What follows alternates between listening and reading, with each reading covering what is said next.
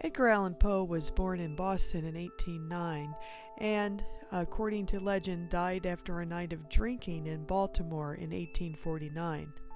He became an orphan at the age of 3, and his personal life was often unhappy as he battled both depression and alcoholism. A surprising footnote in his life is the fact that he was a cadet at West Point for a little while, but for financial reasons and other reasons, he couldn't continue his studies. Eventually, he got himself kicked out. While Poe barely supported himself with writing poetry and short stories, he went on to become an important figure in American literature. Poe has been credited with not only crafting what we would call the modern short story, but also with inventing the genre of detective fiction. And in addition, Poe was an important literary critic whose ideas still influence how we analyze short fiction today. To boil down Poe's ideas about the key elements that a short story should possess, one might say, number 1, a short story is a piece of writing that can be read at one sitting. 2, the story should have a clear climactic moment. 3, the story should possess what Poe called unity of effect. In other words, it should sustain one mood, and every element of the story should work towards that end. Every plot element, every character, every setting, in fact, every sentence and word of a short story counts. Of course, while we recognize these elements in many classic short stories, they are not always present in some really well-written pieces. But we should expect to see these elements in Poe's work, and we do. The famous British writer D.H. Lawrence once said this of Poe, quote, "It would be true to say that Poe had no soul. He lives in the post-mortem reality, a living dead. He reveals the after effects of life, the processes of organic disintegration."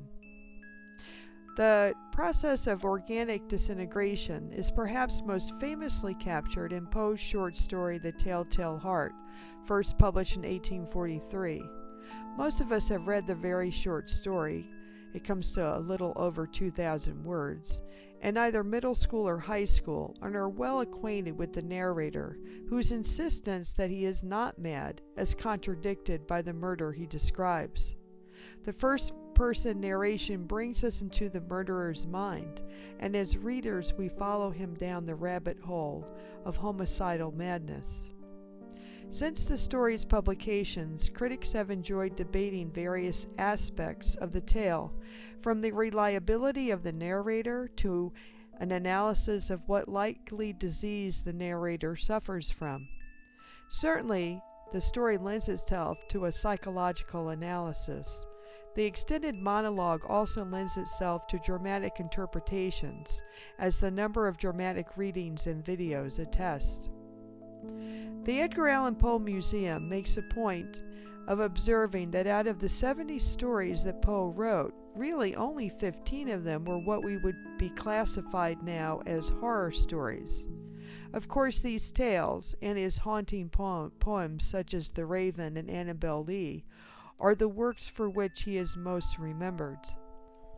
In closing, it is worth noting Poe's continued popularity, which reached a cult-like status by the 20th century. This grainy photograph is a photograph of the mysterious man who from 1949 to 2009 left a glass of cognac on Poe's grave along with 3 red roses. A group of people would show up in the early morning hours on Poe's birthday to see the mysterious man leave his offering at the grave. But interestingly, his identity has never been revealed. And like many English instructors and Poe fans before me, I visited a bar Poe supposedly frequented in Baltimore. And if you do visit the city, stop by Poe's 2 grave sites, one marking the original site of his burial and then a larger monument at his final resting place. Both of these places are almost at this point required of all tourists who visit the city. Because Poe was so influential, as the semester continues, it will be interesting to refer back to his ideas about what makes a good short story as we read other writers, and also pay attention to those writers who cite Poe as an influence on the way they craft their stories.